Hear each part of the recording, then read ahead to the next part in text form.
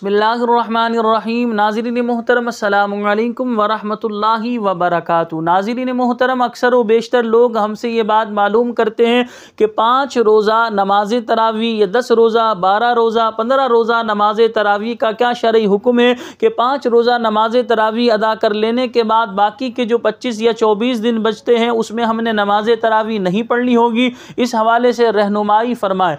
तो लिहाजा इस वीडियो में आज हम आपके सामने इस चीज़ को वाज़े करेंगे। सबसे पहले 5 रोज़ा 10 रोज़ा नमाज तरावी के बारे में बताएं। इस बात को आप समझ लें कि रमज़ान में नमाज तरावी अदा करना, ये पूरा रमज़ान यानी 29 दिन का रमज़ान है या 30 दिन का है, पूरा रमज़ान नमाज तरावी अदा करना ये सुन्नत मुअक्कदा है।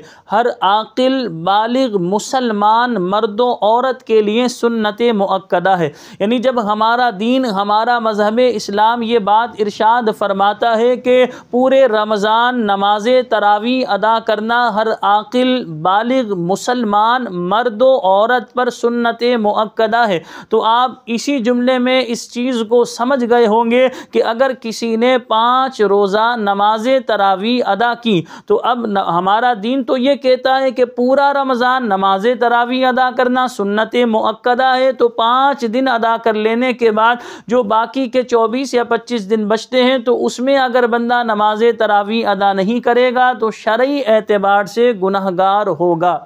इसी तरह 10 रोज़ा अगर कोई पढ़ता है तो बाकी के जो दिन बचते हैं उसमें नमाज तरावी अदा करनी होगी। 12 रोज़ा 15 रोज़ा बंदा पढ़ता है तो बाकी के जो अय्याम बचते हैं उसमें नमाज तरावी अदा करनी होगी। अच्छा, जो लोग 5 रोज़ा नमाज तरावी पढ़ते हैं वो कहते हैं भाई हमने तो नमाज तरावी पढ़ ली, हमारी तरावी तो ख़त्म हो गई। यानी वो ये समझते हैं कि नमाज तरावी में अगर एक बार कुरान पाक ख़त्म कर लिया जाए तो बाकी के दिन हमें नमाज तरावी अदा करनी नहीं होगी। नमाज तरावी अदा करने में जो मशक्क़त है उस मशक्क़त से गोया कि हम बच गए। ऐसा कुछ भी नहीं है मेरे भाई, ये बात याद रखें नाज़रीन मोहतरम कि नमाज तरावी पूरा रमज़ान अदा करना सुन्नत मुअक्कदा है हर आकिल बालिग मुसलमान मर्द औरत पर।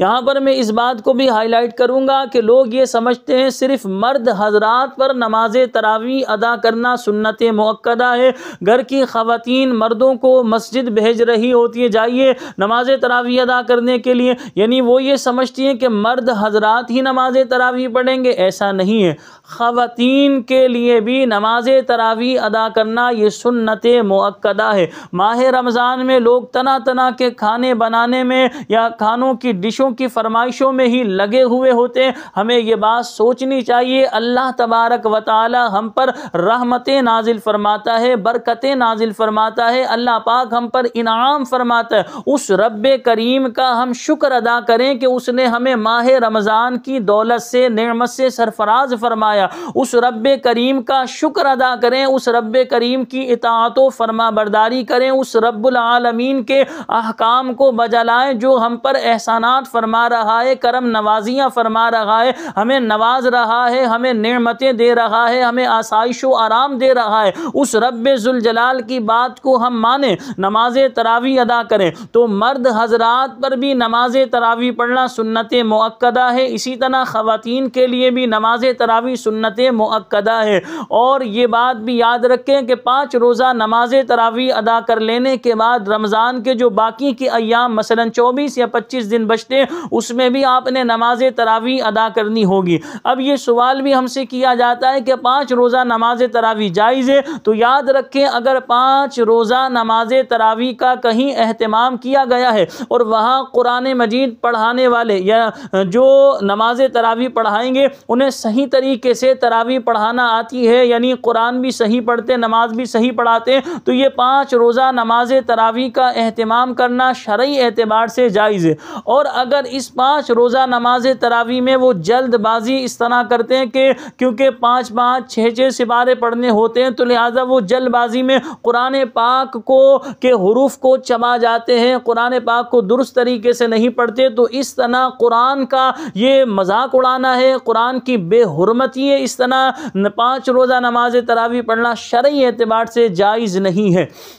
याद रखें, नमाज तरावी मैंने आपको क्लियर बताया कि 5 रोज़ा उस सूरत में जायज़ होगा जबकि कुरान दुरुस्त पढ़ा जाए। वो 5 रोज़ा के साथ ही ख़ास नहीं बल्कि पूरे रमज़ान में जो 27 रोज़ा मस्जिदों में नमाज तरावी का अहतमाम किया जाता है, तो उसमें भी जो नमाज तरावी पढ़ाने वाले वो भी 27 रोज़ा में भी कुरान को दुरुस्त पढ़ेंगे, नमाज तरावी को दुरुस्त तरीके से पढ़ाएंगे, तभी अल्लाह की बारगाह में वो नमाज तरावी मकबूल होगी। अगर दुरुस्त तरीके से नहीं पढ़ाया हाफिज़ साहब ने, याद रखें कल क़यामत वाले दिन उनकी पकड़ होगी।